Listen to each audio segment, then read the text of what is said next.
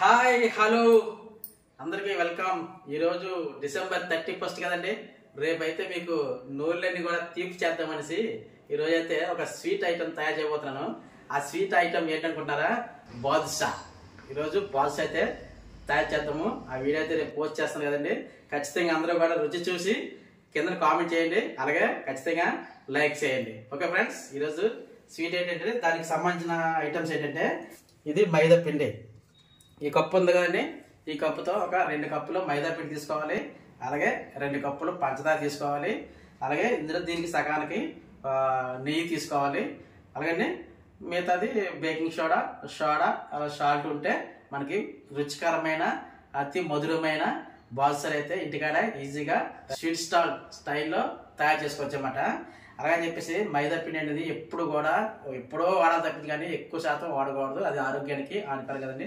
కానీ స్వీట్ తినాలంటే అప్పుడప్పుడు అలా మైదా అనేది వాడుకుంటూ ఉండాలి, తక్కువ. ఓకే ఫ్రెండ్స్, ఇంకా తయారు చేసే విధానం అయితే చూద్దామండి. ఈ 2 కప్పులు మైదాని కూడా జల్లించుకున్నానండి. జల్లించుకున్న తర్వాత అందులోకి ఒక చిటికెడు సోడా గుండ, అంటే వంట సోడా అనమాట, అలాగే చిటికెడు బేకింగ్ సోడా, కొద్దిగా సాల్ట్, పించ్ ఆఫ్ సాల్ట్, అలాగే నెయ్యి అండి. నెయ్యి అనేది కూడా వడకట్టుకొని వేసుకుంటున్నాను. ఇప్పుడు మొత్తాన్ని కూడా కలిపించుకుందామండి. ముందు నెయ్యితో కలిపించుకున్న తర్వాత చాలకపోతే కొద్దిగా వాటర్ వేసుకుంటూ మనం చపాతీ పిండి టైప్లో కలుపుకోవాలి.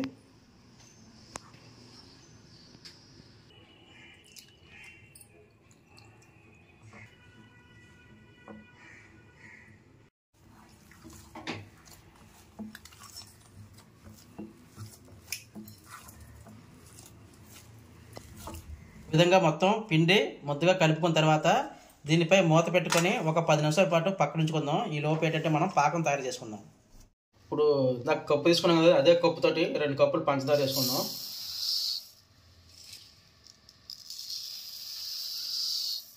ఓకే, 2 కప్పులు పంచదారకి కప్పున్నర వాటర్.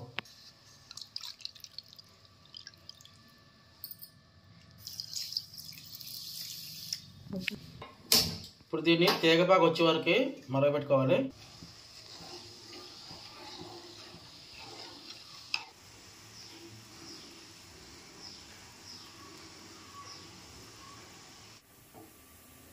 అయిపోయిందా పాకం? దగ్గర పడింది. కొద్దిగా కలర్ చేంజ్ అయింది, కానీ ఇంకా తీగపాకు అలా కొద్దిగా ఎలాగా తీగపాకు మరి తీగకుంటే అంటుకోవాలి. చూడండి, చిన్న గట్టి ఇలా అంటుకుంటుంది కదా, ఈ విధంగా చిన్న తీగ వచ్చి అంటుకుంటే సరిపోద్ది, పాకం వచ్చినట్టే.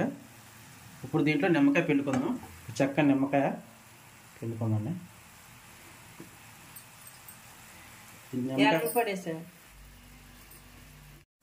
అలాగే యాలకుల పొడి,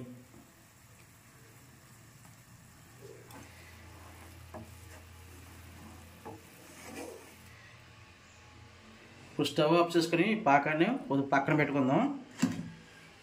ఇప్పుడు మనకి పాకం అయితే రెడీ అయిపోయిందండి. ఇప్పుడు ఆయిల్ అయితే వేడి చేసుకుందాం. ఇది మీడియం ఫ్లేమ్లోనే వేడి చేసుకోవాలి. ఈ లోపు ఏంటంటే మనం బాదుషాలు తయారు చేసుకుందాం. మనకి 10 నిమిషాలు పైన పెట్టిందండి. ఇప్పుడు ఈ విధంగా పిండి తీసుకున్న తర్వాత దీన్ని ఇప్పుడు చిన్నగా ఉండగా తయారు చేసుకొని మనం బాదుషాలు అనేది రెడీ చేసుకుందాం.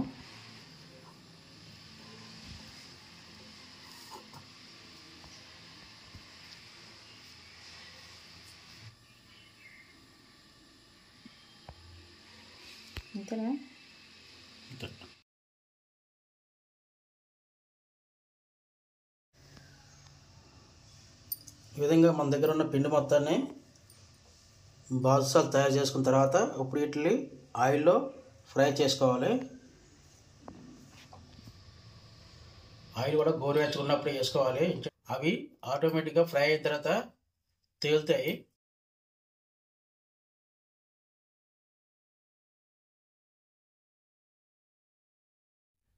చూడా ఏ కొద్ది ఈ విధంగా బాల్స్ అనేది పైకి లేస్తాయి. మంచి కలర్ వచ్చే వరకు ఇలా ఫ్రై చేసుకొని తీసుకోవాలి. మొత్తం అన్ని కూడా ఆటోమేటిక్గా అన్నీ తేలిపోయాయి. చూడా గోల్డెన్ కలర్, ఈ విధంగా కలర్ రావాలి. ఈ కలర్ వచ్చిన తర్వాత మనం తీసుకొని మనం ఇందాక పాకం పెట్టాం కదండి, అందులో వేసుకోవాలి. పాకం కూడా గోరువెచ్చగా ఉండాలి, పూర్తిగా చల్లారిపోకూడదు. చల్లారితే కొద్దిగా వేడి చేసుకొని అప్పుడు ఈ పాకంలోని ఈ యొక్క బాదుషాలు వేసుకోవాలి. మిగతా వాటిని కూడా ఈ విధంగా ఫ్రై చేసుకోవాలి.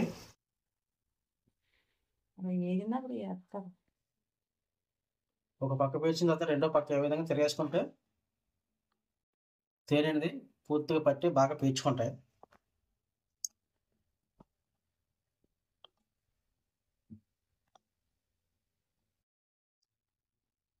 మనకి ఇవి కూడా రెడీ అయిపోయాయండి. చూపించి